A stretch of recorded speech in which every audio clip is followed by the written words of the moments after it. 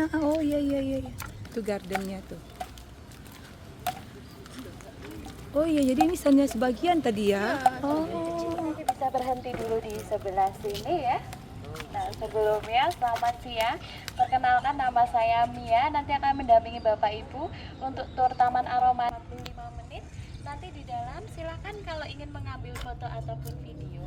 Apakah bisa dimengerti? Ngerti. Bisa kita mulai sekarang? Bisa. Oke, nanti kita di Taman Aromatik ini kita bisa lihat tanaman atsiri nih. Ada yang kenal sama tanaman atsiri? Belum. Atau masih asing? Masih asing? Sebenarnya sudah tidak sih. Jadi tanaman atsiri itu tanaman yang mengeluarkan aroma khas atau aromatik. Nanti kalau diproses dia bisa menjadi minyak atsiri atau essential oil. Paling gampang contoh tanaman atsiri itu kalau di rumah, di dapur berupa rempah-rempah atau empon-empon itu kayak tadi serai gitu. Atau kalau yang di sebelah sini ada yang kenal? Lavender. Apakah ini lavender? Hah? Bukan ya? Apakah ini? Yakin? Ini bisa dihirup, aromanya itu seperti ini, bisa ditekan daun atau bunganya tuh. Sedikit ditekan seperti ini, nah nanti bisa dihirup. Tuh. Silakan bisa memastikan ya, memastikan apakah ini lavender atau bukan. Iya, baunya ada ini ya. Oh, bukan kayaknya. Bukan. Ini namanya lavenderan. Oh, lamberan. Lavenderan, KW. Lavender palsu. Nah, ini aromanya lebih langu, aroma rumput. Ya. Ya, ini namanya adalah salvia. Salvia leucantha. Lebih banyak digunakan untuk tanaman hias. Oh. Dari daunnya pun dia agak besar, kemudian juga teksturnya walaupun halus tapi agak sedikit kasar. Iya. Nanti lavender yang asli kita ada di dalam taman aromatik ini. Nah, kita bisa Ya, sering juga masak, Mbak. sering masak. Pasti kalau sebelah sini mungkin udah nggak asing ya. Ya, serai. Ada serai, tapi ada serisnya ada berbeda jenisnya nih. Iya, Nah, kita bisa berhenti dulu. Tuh.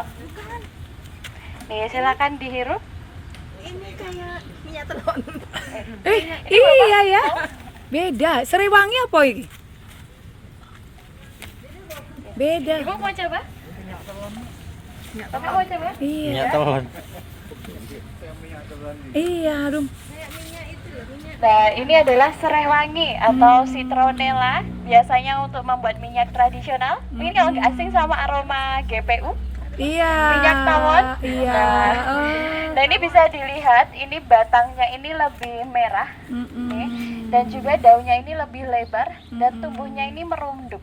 Tuh, nah ini tidak disarankan untuk dikonsumsi karena kita nggak mungkin makan atau minum aromanya minyak gosok, minyak urut, Iya. Nah, kalau yang di sebelah sini tuh serai dapur atau lemongrass yang biasanya kita konsumsi di Lemongrass. rumah. Oh, beda ya. Iya, buat wedang serai, buat masakan. Atau biasanya bikin soto. Jadi jangan langsung serai, langsung Iya, nih. Oh iya, ini baunya wedang sekali ya. lebih wangi ya, kayak minuman wo. Nah, ini adalah serai dapur atau lemongrass tadi. Batangnya bisa dilihat itu lebih putih atau lebih hijau ini. Nih. Kemudian daunnya lebih ramping dan juga naik ke atas. Iya, Kalau ini kan oh, lebar merunduk. merunduk. Nah, tuh. Aromanya juga berbeda ya. Iya, beda. Nah, ini yang biasa kita konsumsi tadi itu. Oke, sip. Bener. Aroma teh. Oke, nah kita bisa next jalan di sebelah sini, kita ke area mini penyulingan. Oke.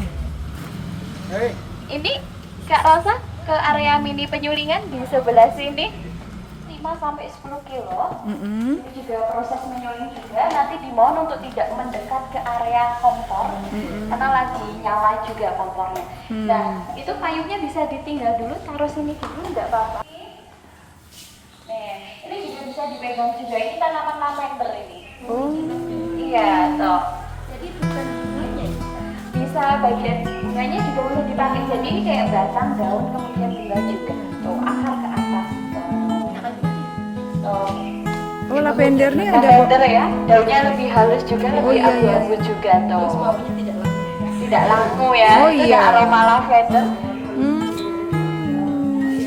Kalau yang di sebelah sini itu ada tanaman akar wangi ini. Kalau akar wangi itu biasanya zaman dulu ditaruh di lemari itu biar bajunya nggak dimakan kutu-kutu kecil. Ada mau hirup tapi aromanya aroma tanah, aroma kayu. Aroma tanah. Oh. Minyaknya namanya adalah vetiver. Oh iya. Oh iya. Oke, bisa bergabung sebelah sini Kak Anin. Nah kalau sebelah sini tuh ada tanaman yang 6 tahun itu udah bisa dipanen. Nah kenapa dia bentuknya menggulung seperti ini? Nah ini yang dipakai adalah kulit batangnya. Jadi dikelupas dulu. Nanti kalau sudah dikelupas bagian bawah, nanti baru bagian atasnya. Oh, nanti kalau sudah kering atau dijemur nanti kan dia akan menggulung sendiri. Biasanya dipakai lapisan yang kedua. Karena kalau lapisan pertama kan kita masih ada jamurnya kan dibersihin dulu. Tuh. Nah, jadi karena ini kita panen sendiri, besar-besar potongnya. Tuh, nah minyaknya tuh sebenarnya untuk kayu manis tuh ada cinnamon oil, ada juga cassia oil. Kalau yang ini jenisnya yang cinnamon burmani. Ini nih yang kecil-kecil ini tuh, area mini penyulingan ini yang menggunakan destilasi kukus. Penyulingan kukus, jadi ini yang kapasitasnya 5 kilo, tapi kalau yang ketelnya ini contohnya yang 10 kilo.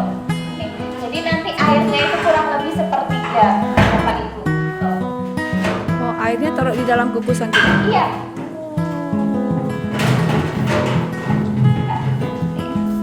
Nanti airnya sepertiga, kayak kita kukus atau bikin kukus sendiri itu di rumah di dapur itu seperti ini. Iya. Dan nanti kalau sudah dikasih pembatas atau angsa seperti ini, nah nanti tanamannya ini akan dimasukkan. Kalau sudah dimasukkan di proses destilasi seperti ini, disuling. Ini waktunya kurang lebih 3 sampai 5 jam. Kalau nanti sudah 3 sampai 5 jam, dia akan menghasilkan uap. Nah, uapnya ini akan naik di kondensor ini, mengalami proses kondensasi atau pendinginan. Itu dari uap berubah jadi air sama minyak. Nanti air sama minyaknya ini akan turun di separator. Tuh, jadi di separator ini terpisah air sama minyaknya. Jadi kelihatan mungkin kalau yang jernih ini adalah air atau hydrosol, air bekas penyulingan. Itu bisa digunakan sebagai pestisida yang ramah lingkungan. Nah, kemudian minyaknya ini yang mungkin agak sedikit keruh ya. Nah, itu biasanya digunakan sebagai essential oil atau minyak atsiri, tapi biasanya kalau sebagai aromaterapi kan masih diuji lab juga, dilihat kandungannya apa, kemudian dilihat masih ada kandungan air atau enggak. Nah, seperti itu. Nanti ampasnya juga bisa diolah juga menjadi pupuk organik. Tuh, nah, tanaman sendiri yang dipakai juga banyak. Kebanyakan memang peredarannya ada yang di bawah 1%, ada juga yang di atas 1%. Kayak misalnya nih, serai dapur itu dari 10 kilo itu cuma bisa dapat minyak itu 0,2 sampai 0,3%, sekitar 25 sampai 30 ml. Tuh, kalau citronella atau serai wangi tadi itu dari 10 kilo bisa dapat 80 sampai 120 ml, jadi lebih banyak. Makanya nggak bisa sama hasilnya ya, beda-beda. Harganya juga biasanya beda-beda juga ya. Nah itu karena tanamannya yang pakai juga banyak juga. Nah kita bisa next jalan, bisa belas itu ada metode enflorasi. Nih, enflorasi di sebelah ini dia perlu bantuan mentega putih. Jadi silahkan bisa dihirup. Silahkan dihirup. Ini adalah bunga gardenia, kaca piring atau ceplok piring. Ini apa menteganya? Di bawah tidak menyentuh. Iya. Nah ini adalah mentega putihnya atau lemaknya itu. Jadi nanti si mentega ini akan menangkap aroma dari si kelopak bunga. Ditangkap aromanya. Nanti seminggu sekali atau biasanya kadang sehari aja bunganya itu udah harus diganti. Tuh, karena kan bunga rawan busuk, layu juga. Waktunya 4 sampai 6 minggu, nanti dia akan menghasilkan lemak jenuh berupa pomet, dia diolah lagi bersama alkohol. Nah kan nanti kan dia dibekukan tuh. Nanti kan dia setelah itu kan nanti dia akan menghasilkan, karena alkohol kalau di suhu yang rendah kan akan menguap, dan juga kalau di tekanan yang vakum itu dia akan menguap. Nanti kalau sudah kan dia menghasilkan minyak, namanya adalah absolute oil. Nah ini biasanya digunakan untuk tanaman bunga, karena bunga itu kelopaknya tuh ada yang tipis, ada yang tebal. Kalau yang tipis kena panas kan beberapa bisa rusak, jadi bisa menggunakan enflorasi ini. Atau biasanya ada juga ekstraksi. Ekstraksi itu dia didestilasi, disuling seperti ini, nanti ditambahkan konsentrat, tambahkan alkohol ataupun etanol. biasanya pada bunga mawar. Nanti hasilnya adalah juga absolute oil juga tuh. Ada yang suka aroma ceplok piring? Gardenia? Berarti pakai mentega ya kalau Mentega. Ini dari essential oil. Tuh. Ini juga bisa dioleskan ke kulit. Takutnya ada yang kulitnya sensitif, nanti bisa menimbulkan reaksi negatif ke kulit karena ini masih murni. Masih murni. Jadi aromanya masih strong juga. Terus silakan ada aroma kopi juga, itu bisa untuk dinetralkan. Dan terus yang pakainya juga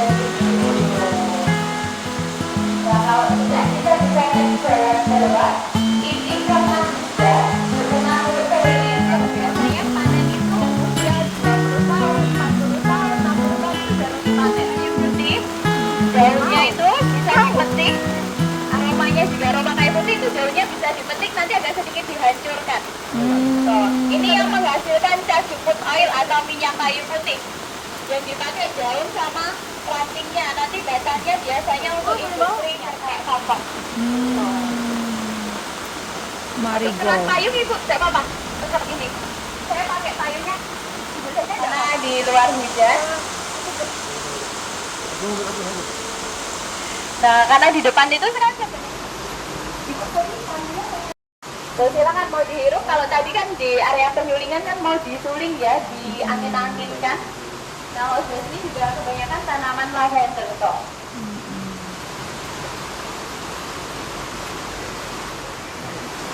Ini yang kayak daun sirih. Nih, karena mereka masih satu family, keluarga piper. Kalau yang lada itu piper ningrum. Ada yang namanya ningrum? Tidak ada ya.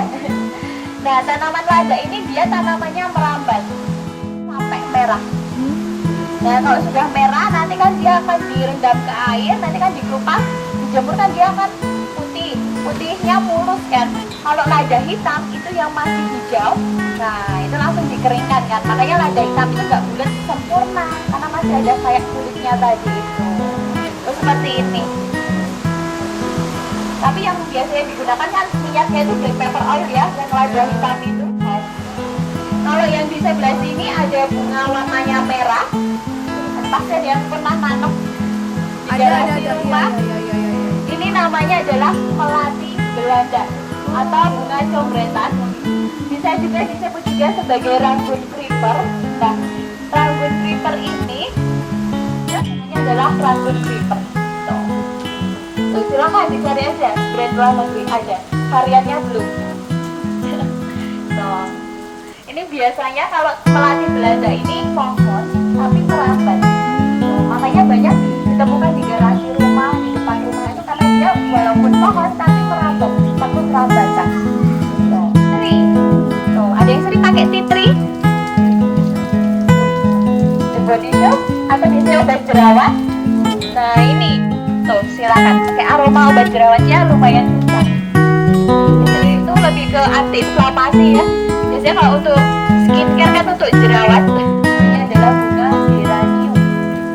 Geranium biasa. Ya, dia sering pakai geranium. Dan geranium ini yang dipakai bagian daunnya. Bisa ditekan seperti ini, tadi apa saja ke anti nyamuk. Nah, itu biasanya ditekan seperti juga. Kalau yang seperti ini itu ada tanaman yang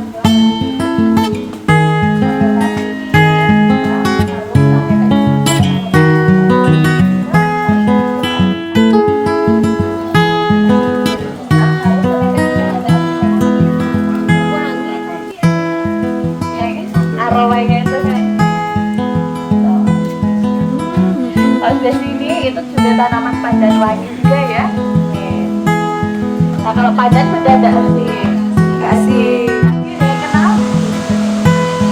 Vanili, iya. Ini tanaman vanili. Oh, itu vanili. Nah itu juga ada tuh yang merambat itu. Nah itu dia juga merambat. Iya. Itu saking satu-satu aja. Oh bunga kelopak bunganya itu. Kan dikawinkan jantan sama betinanya tadi itu. Ya biasanya gitu. Nah terus habis itu dapat-dapatnya kan lama juga ya. Karena dikawinkan manual satu-satu. Per kilonya juga vanila atau vanili harganya juga lumayan ya.